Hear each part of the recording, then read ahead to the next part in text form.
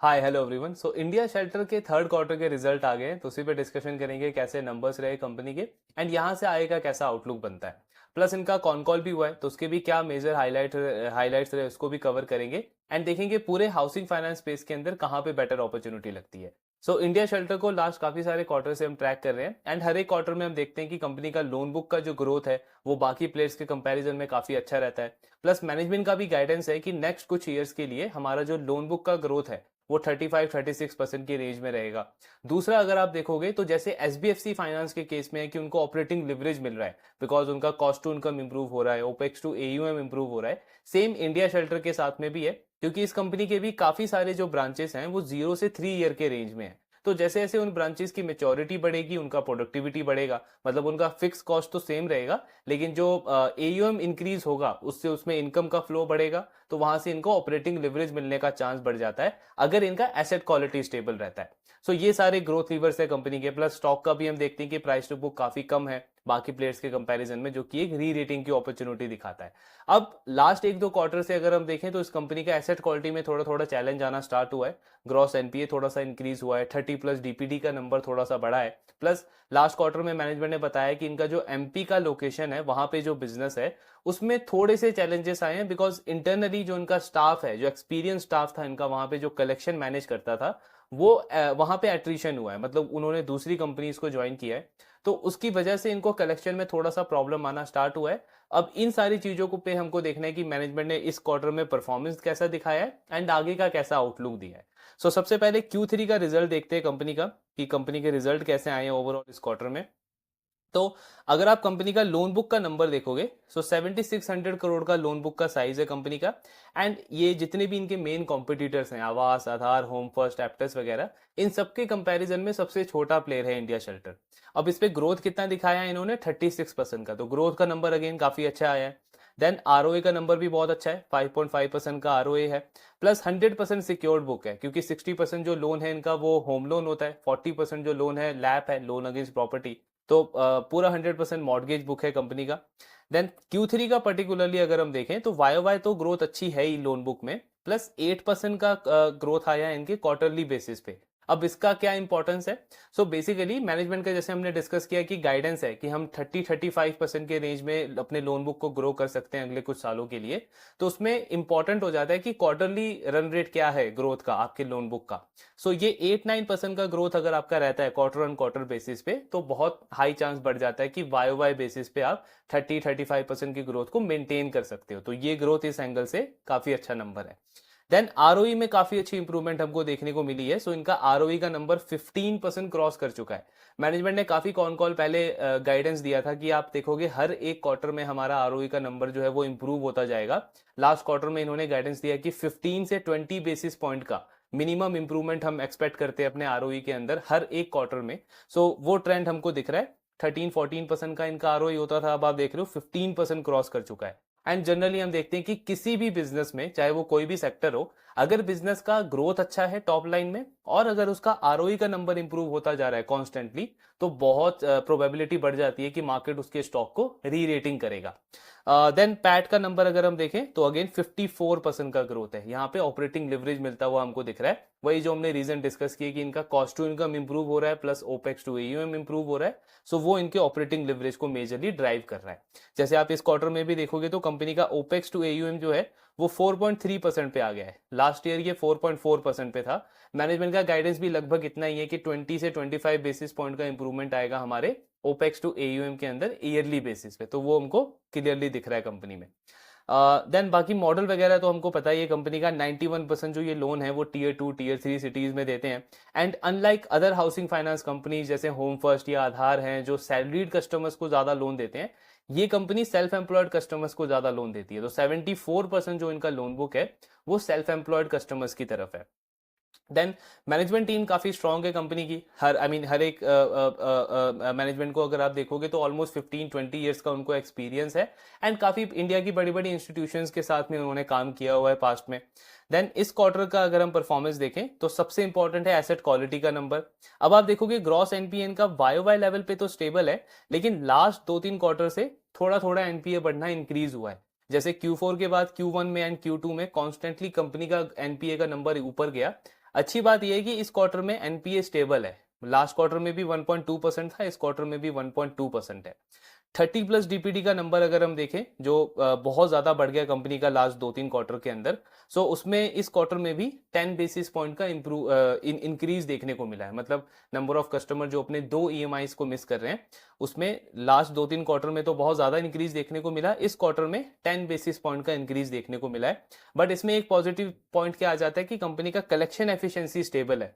जैसे Q1 में आप देखोगे ये डिप होकर के 98% चला गया था। इसका बड़ा रीजन बोला जाता है कि जो जनरल इलेक्शन थे आपके Q1 में, सो उससे हर एक लैंडिंग कंपनी का कलेक्शन एफिशिएंसी इंपैक्ट हुआ था। वहीं पे इंडिया शेल्टर का भी कलेक्शन एफिशिएंसी इंपैक्ट हुआ।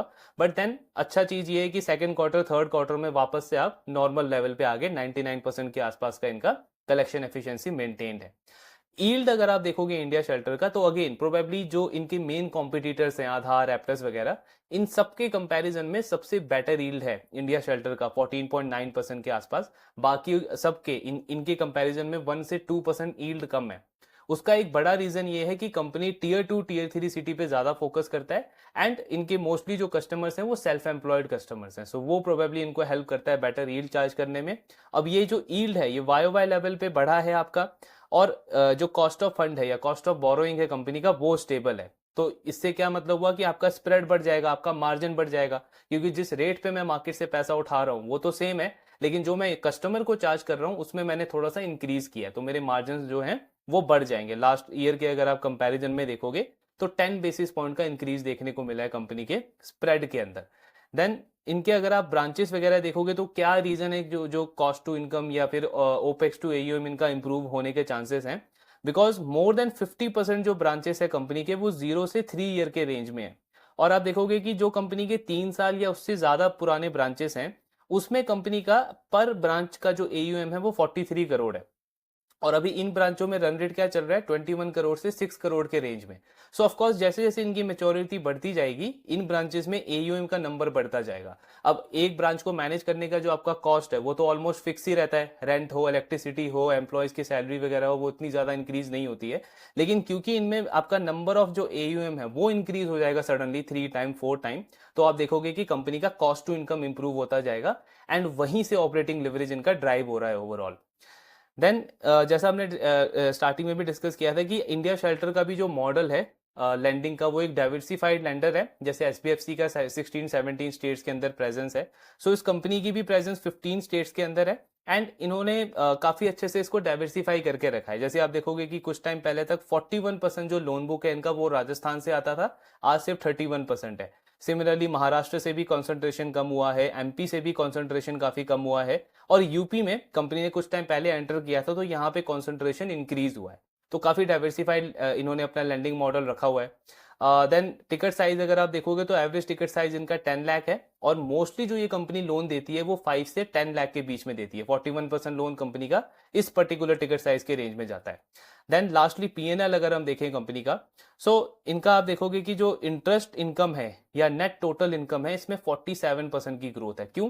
क्योंकि एक तो इनका जो इंटरेस्ट जो अर्न करते हैं, ये जो कस्टमर को लोन दिया उसके ऊपर जो इंटरेस्ट आता है, उसमें कंपनी को 39% का ग्रोथ आया है, बिकॉज इनका यील्ड इंप्रूव हुआ है, कंपनी ने इंटरेस्ट रेट इंक्रीज किया है ऑलमोस्ट 10 बेसिस पॉइंट से, और खुद का जो कॉस्ट ऑफ बोरोइंग है कंपनी का या कॉस्ट ऑफ फंड है वो स्टेबल रहा है लास्ट पूरे 1 साल के अंदर, तो वहां से कंपनी को एडवांटेज मिला और 47% का इनका नेट टोटल इनकम में ग्रोथ है। देन ओपेक्स जैसे हमने डिस्कस किया कि ऑपरेशनल एक्सपेंसेस कंपनी के कम है, ऑपरेशनल इनकम कंपनी का ज्यादा है, तो इसलिए देख रहे हो आप कि ऑपरेटिंग लिवरेज मिल रहा है कंपनी को। Pre provisioning operating profit company का 56% से ग्रो हुआ है वाई लेवल पे। क्रेडिट कॉस्ट या प्रोविजन अगर हम बोले तो कंपनी का वाई लेवल पे डबल से भी ज्यादा हुआ है, स्टिल कंपनी का जो पैट का नंबर है वो 54% से ग्रो हुआ है। सो ओवरऑल अगर हम रिजल्ट देखें तो अच्छे नंबर्स इन्होंने रिपोर्ट करें। क्रेडिट कॉस्ट हालांकि अभी इनका जो गाइडेंस है उसके हायर रेंज में है, 50 बेसिस पॉइंट का क्रेडिट कॉस्ट है। मैनेजमेंट का गाइडेंस है कि 40 से 50 बेसिस पॉइंट पे रहेगा, बट ओवरऑल प्रॉफिटेबिलिटी को ये इंपैक्ट नहीं कर रहा है। पैड ग्रोथ अच्छा है कंपनी का, 54% का पैड ग्रोथ इन्होंने रिपोर्ट करा है। सो रिजल्ट ओवरऑल अच्छे रिपोर्ट कर रहे हैं, लोन बुक का ग्रोथ अच्छा है, आरओई इंप्रूव हो रहा है, एसेट क्वालिटी में स्टेबिलिटी देखने को मिली है एंड साथ में ऑपरेटिंग लिवरेज कंपनी का कंटिन्यू चल रहा है।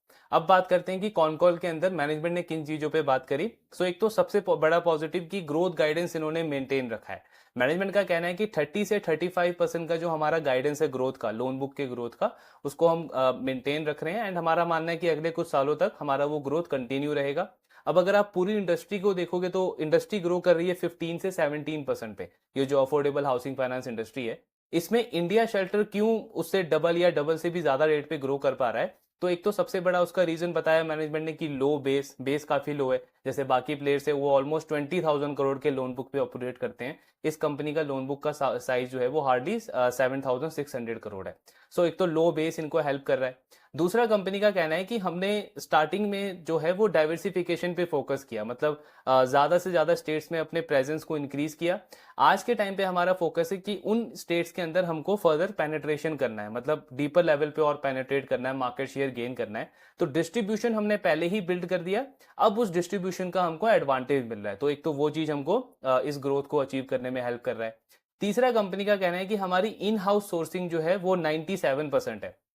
मतलब जैसे आप बाकी हाउसिंग फाइनेंस कंपनीज को देखोगे तो उनका डीएसए का नंबर या बिल्डर कनेक्टर का नंबर जो है वो काफी ज्यादा रहता है सोर्सिंग के अंदर।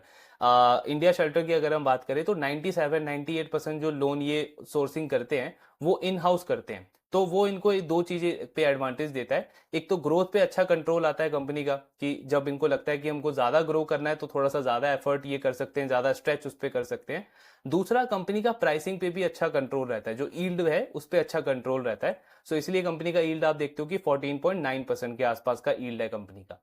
देन एसेट क्वालिटी की अगर हम बात करें तो मैनेजमेंट ने लास्ट क्वार्टर में बोला था कि एनपीए जरूर हमारा थोड़ा सा बढ़ गया है या 30+ डीपीडी भी हमारा थोड़ा सा बढ़ गया है, लेकिन ऐसा कुछ स्ट्रेस हम फेस नहीं कर रहे हैं। एंड हमारा मानना है कि थर्ड क्वार्टर में हम इस चीज को स्टेबलाइज करेंगे, देन फोर्थ क्वार्टर में हम थोड़ा सा इंप्रूवमेंट की तरफ प्रोग्रेस करेंगे।